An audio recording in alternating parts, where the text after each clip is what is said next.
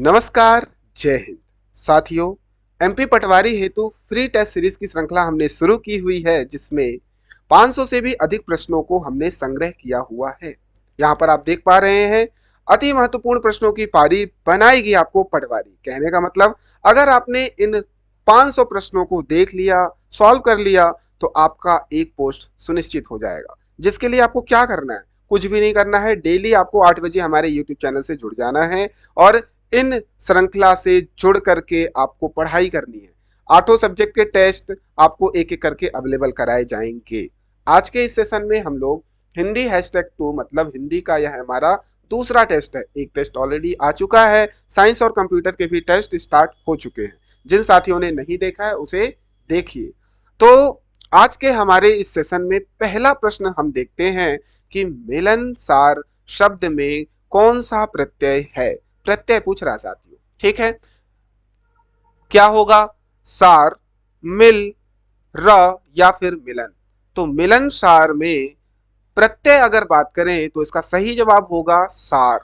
सार प्रत्यय है मिलनसार में। चलिए इसकी पूर्णतः व्याख्या देखते हैं। आंसर आपको क्लियर हो गया, सार।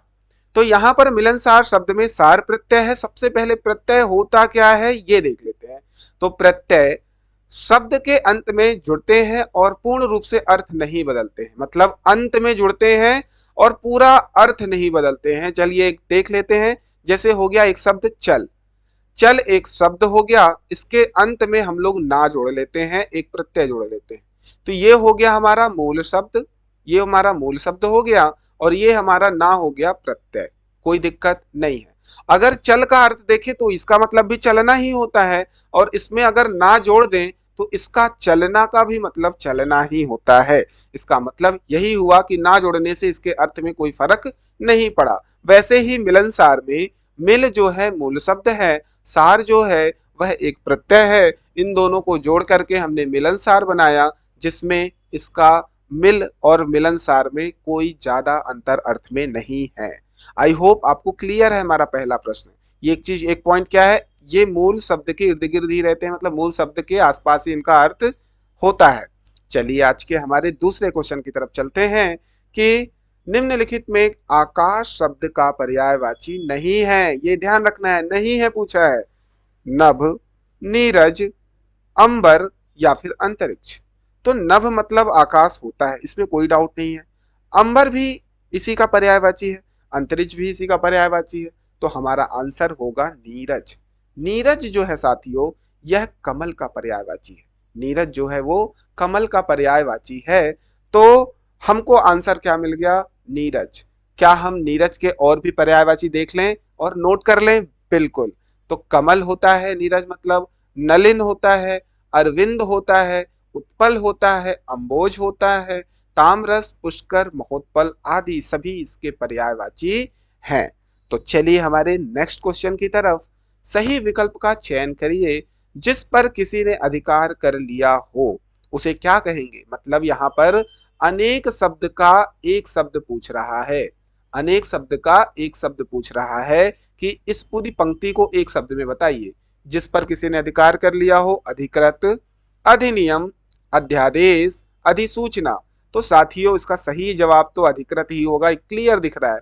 अधिनियम एक्ट आप लोगों को पता ही है, अधिसूचना नोटिफिकेशन ये भी पता है ना। तो कहीं से कहीं तक ये दोनों आंसर तो होंगे नहीं। अध्यादेश आप लोगों ने पॉलिटी में पढ़ा है। ऑर्डिनेंस की राष्ट्रपति जो हैं, ऑर्डिनेंस की राष्ट्रपति जो हैं अनुच्छेद 123, अनुच्छेद 123 के तहत अध्यादेश बुला सकते हैं। ठीक है। तो यहां पर हमारा आंसर क्या हुआ? अधिकृत। ठीक। तो इसमें कोई व्याख्या नहीं है ज्यादा, आपको सीधा सीधा अधिकृत याद रखना है। चलिए हमारे नेक्स्ट प्रश्न की तरफ। भूर्ध्व शब्द में कौन सी संधि है? भूर्ध्व शब्द में कौन सी संधि है? दीर्घ संधि, गुण संधि, यण संधि या फिर विसर्ग संधि। तो साथियों इसका आंसर क्या होगा? दीर्घ संधि। संधि में भी आपने पढ़ रखा है कि संधि 3 प्रकार की होती है। एक होता है स्वर संधि, दूसरा होता है व्यंजन संधि, तीसरा होता है विसर्ग संधि। तो इसमें स्वर संधि में भी 5 प्रकार होता है। उस 5 प्रकार का एक प्रकार है दीर्घ स्वर संधि। तो हमारा भूर्ध जो है स्वर संधि में दीर्घ स्वर संधि है। अब इसका संधि विच्छेद देख लेते हैं क्या है। तो भू प्लस ऊर्ध्व, भू प्लस ऊर्ध्व, यहाँ पर बड़ा ओ प्लस बड़ा ओ मिलकर के बड़ा ऊ बना रहा है। मतलब यहाँ पर कौन कौन से वर्ण मिल रहे हैं, इसे समझने के लिए हम दीर्घ स्वर संधि पर थोड़ा सा चर्चा कर लेते हैं। आइए देख लेते हैं। तो दो सवर्ण ह्रस्व या दीर्घ स्वरों के मेल होने पर दीर्घ स्वर बन जाता है। फिर से समझिए, दो सवर्ण, सवर्ण का मतलब होता है समान वर्ण, एक समान वर्ण, जैसे कि अ और आ, ये समान वर्ण है। ई और बड़ी ई, ये समान वर्ण है। ऊ और बड़ा ऊ, ये समान वर्ण है। अगर बोल रहा है ह्रस्व की बात, तो ये तीनों ह्रस्व स्वर हैं और ये बड़े वाले दीर्घ स्वर हैं। अगर ये छोटा और बड़ा ह्रस्व या दीर्घ आपस में जुड़ते हैं तो दीर्घ स्वर बनेगा। अगर छोटे छोटे अगर जुड़े, मतलब छोटा आ, तो भी ये बड़ा आ ही बनेगा, ये भी ध्यान रखना। ठीक, यहाँ बड़ी ई छोटी ई मिलकर के बड़ी ई बना रहे हैं और छोटा ऊ बड़ा ऊ मिलकर के बड़ा ऊ बनाएंगे। इस तरीके से हमारा जो आंसर आ रहा है, ये सारे के सारे दीर्घ स्वर आ रहे हैं, इसीलिए इस संधि का नाम दीर्घ स्वर संधि है। क्लियर? एग्जाम्पल देख लेते हैं। शिव धन आलय हो गया शिवालय। यहाँ पर जो शिव में वा है, इसमें छोटा आ है। आलय में जो आ है, इसमें बड़ा आ है। ये दोनों ह्रस्व और दीर्घ जुड़ करके, और ये समान वर्ण है कि नहीं है, इसलिए दो सवर्ण वर्ग की बात हो गई। ये मिल करके बड़ा आ बना दिया, इसलिए हमने बोला ये दीर्घ स्वर संधि है। इसके अलावा गिरीन्द्र, यहाँ री में छोटी ई की मात्रा है और इंद्र में भी छोटी ई की मात्रा है। ये छोटी ई प्लस छोटी ई मिलके बड़ी ई बना दिया, इसलिए हमने बोला दीर्घ स्वर संधि। मतलब गिरी धन इंद्र गिरीन्द्र हो गया। आई होप आपको यह लेक्चर समझ में आ रहा है। मजा आ रहा है तो कमेंट में लिख दो सर मजा आ रहा है, आप इस सीरीज को कंटिन्यू करिए। ठीक, आई होप ये वाला क्वेश्चन क्लियर है। अगले प्रश्न पर चलते हैं। तो अगले यहाँ पर आप देख पा रहे हो कि स्वर संधि मैंने बोला 5 प्रकार की होती है। इसके दीर्घ के अलावा गुण स्वर संधि, वृद्धि स्वर संधि, यण स्वर संधि और अयादि स्वर संधि। किसी दिन हम लोग चर्चा स्वर संधि, व्यंजन संधि और विसर्ग संधि पर डिटेल में करेंगे। आज हम लोग अगले प्रश्न पर चलते हैं कि 5वां क्वेश्चन, वर्मा जी का कुत्ता खो गया है। वर्मा जी का कुत्ता खो गया है में कौन सा निपात है। सर हमको तो निपात ही नहीं पता, निपात क्या होता है। ठीक, तो सबसे पहले निपात समझ लेते हैं कि निपात होता क्या है। यहां पर देखिए निपात, निपात क्या है। तो किसी भी बात पर अधिक भार देने के लिए जिन शब्दों का प्रयोग किया जाता है, निपात कहलाता है। मतलब अधिक भार देने वाले शब्द, सेंटेंस में जो शब्द यूज करके हम भार पैदा करते हैं सेंटेंस का, वो कहलाता है निपात। जैसे कि एग्जांपल देख लेते हैं। आज तुम्हें जाना ही पड़ेगा, तुम्हें जाना ही पड़ेगा। यहाँ पर जो ही है, ये क्या कह रहा है, ये बोल रहा है कि आपको जाना ही पड़ेगा, मतलब मस्ट। मतलब यही वो शब्द है जो इस पूरे सेंटेंस को भार पैदा कर रहा है। ठीक, जाना ही पड़ेगा। इसके अलावा और कौन कौन से शब्द हो सकते हैं। तो ही के अलावा भी, तो, तक, केवल, ही, मात्र, ये सारे के सारे शब्द क्या सेंटेंस में जुड़ के उसको अधिक भार देते हैं, इसलिए इन शब्दों को निपात शब्द कहते हैं। क्या इतनी बात क्लियर है? अब हमारे प्रश्न की ओर चलते हैं। यहाँ पर बोला जा रहा है कि वर्मा जी का कुत्ता खो गया है। तो यहाँ पर निपात वर्ड जो है, निपात शब्द, वो है जी। वर्मा जी, यहाँ पर जोर दिया जा रहा है वर्मा जी, इसका मतलब वर्मा जी को आदर दिया जा रहा है। इसका मतलब आंसर हमारा आदर बोधक ही होगा। ठीक, बाकी के जो ऑप्शन है स्वीकृति बोधक, तुलना बोधक, प्रश्न बोधक, इन पर भी एक एक एग्जाम्पल देख लेते हैं। क्लियर है? तो यहाँ पर है वो अन्य विकल्प, ये देख लीजिए कि तुलना बोधक निपात में अगर देखा जाए तो सा जो शब्द है, सा, वो क्या है, तुलना बोधक निपात है। प्रश्न बोधक में अगर देखा जाए तो क्या जो वर्ड है, क्या शब्द है, ये प्रश्न बोधक निपात है। और हाँ जो है वो स्वीकृति बोधक निपात है। तो आप लोग हामी भर दीजिए, हाँ हाँ सर समझ में आ गया है, और स्वीकृति बोधक निपात यूज कर लीजिए। तो अगले प्रश्न पर हम लोग चलते हैं। आज का हमारा 6वां प्रश्न, निम्नलिखित वाक्यों में से मिश्र वाक्य ज्ञात कीजिए। मिश्र वाक्य हमको बताना है। एक बार हम लोग एग्जाम्पल देख लेते हैं। नेता यहाँ आए और उनको सम्मान मिला। दूसरा, नेता आए और उनको सम्मान मिला। तीसरा, नेता के यहाँ आने पर उन्हें सम्मान मिला। चौथा, जब नेता यहाँ आए तब उनको सम्मान मिला। तो साथियों क्या आंसर होगा? मिश्र वाक्य होते क्या हैं पहले ये देख लेते हैं। ठीक, तो उससे पहले साथियों आप ये जान जाओ कि जो वाक्य होते हैं वो वाक्य तीन तरीके के होते हैं। पहला, सरल वाक्य। दूसरा, संयुक्त वाक्य। तीसरा, मिश्र वाक्य। तो हमको मिश्र वाक्य जानने से पहले सरल वाक्य जान लें। जिन वाक्यों में केवल एक ही उद्देश्य और विधेय हो वो सरल वाक्य कहलाते हैं। एक उद्देश्य विधेय हो वो सरल वाक्य कहलाते हैं। जैसे कि नेता के यहाँ आने पर उन्हें सम्मान मिला। यहाँ एक ही उद्देश्य है और एक ही विधेय है कि नेता के यहाँ आने पर उन्हें सम्मान मिला। एक ही वाक्य है, सरल वाक्य हो गया। कोई दिक्कत? नो दिक्कत। अब संयुक्त वाक्य की बात कर लेते हैं जिसमें कंफ्यूजन होता है संयुक्त और मिश्र में।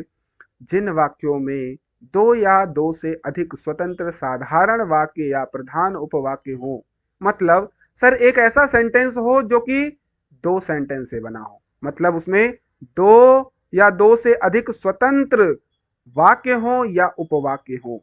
कैसे? सर एग्जाम्पल बताओ, समझ नहीं आया। नेता यहां आए और उनको सम्मान मिला।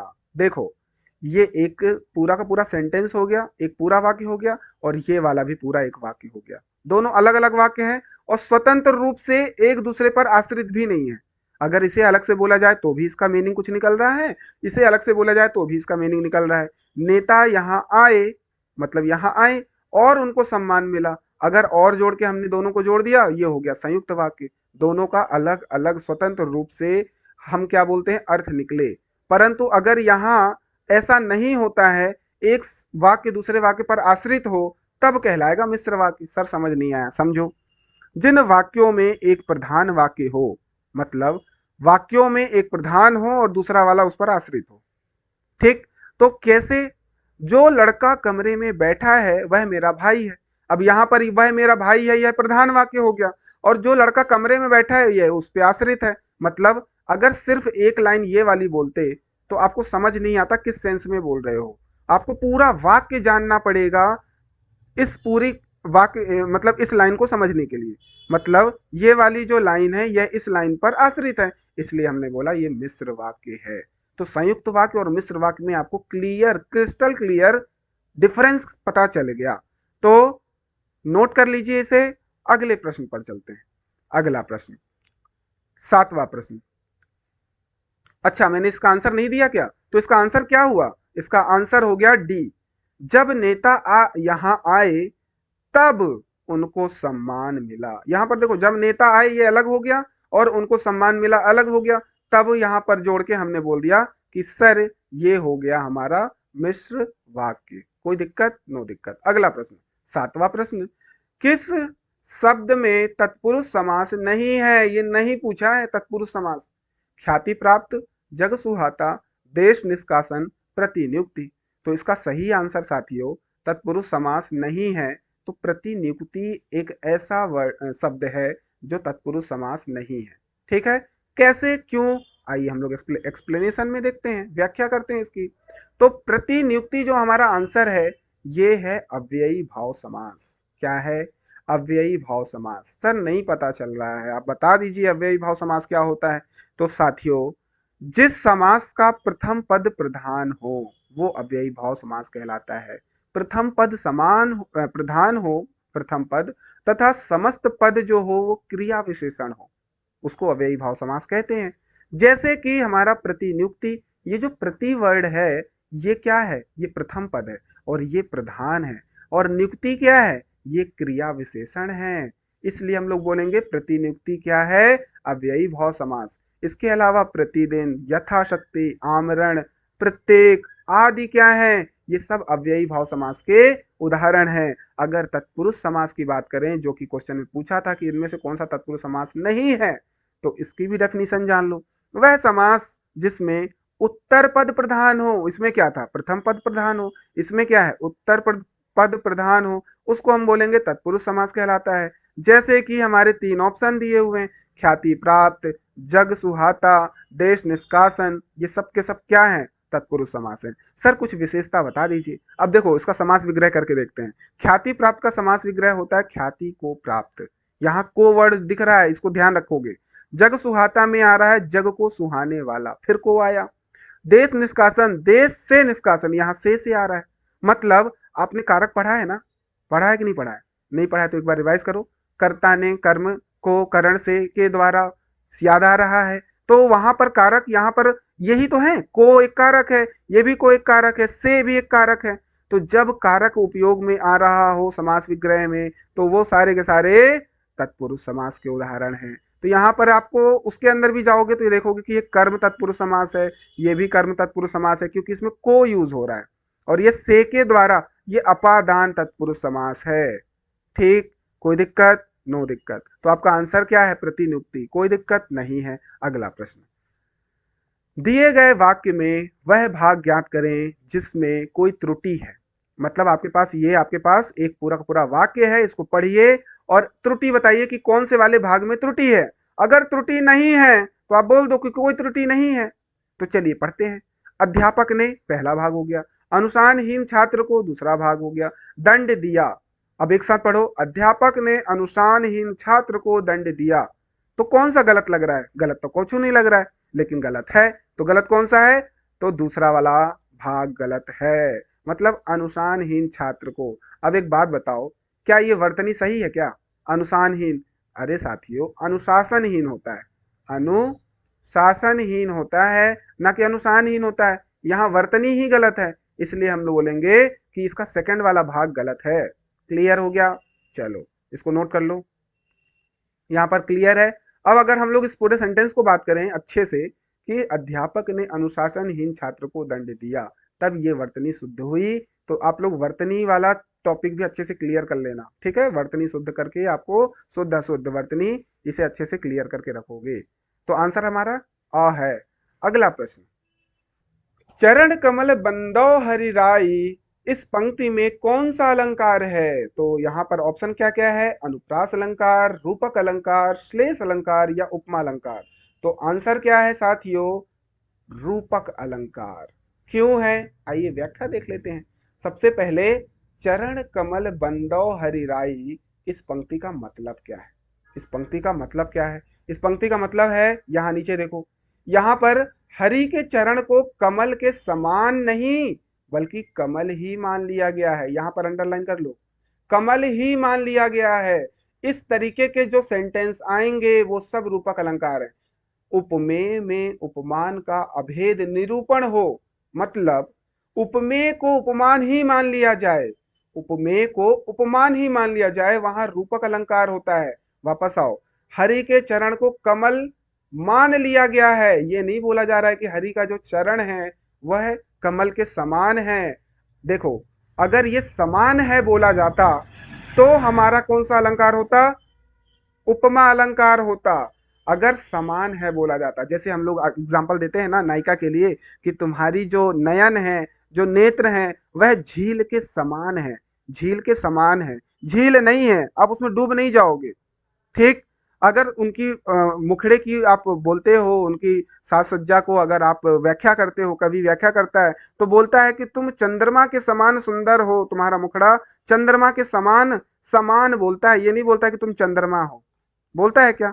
अगर वो समान है, उसके जैसी है, उसके जैसा की बात कर रहे हैं तो उपमा अलंकार। अगर बोल दें कि तुम बिल्कुल उपमेय जो है उसी को उपमान मान लें, मतलब चरण को हम कमल ही मान लें, तो हम बोलेंगे रूपक अलंकार। आई होप आपको इन दोनों में डिफरेंस क्लियर समझ में आ गया कि रूपक और उपमा अलंकार अगर आएगा, एग्जाम्पल भी बता दोगे और एक्सप्लेन भी कर लोगे। अगला प्रश्न, व का उच्चारण स्थान क्या है?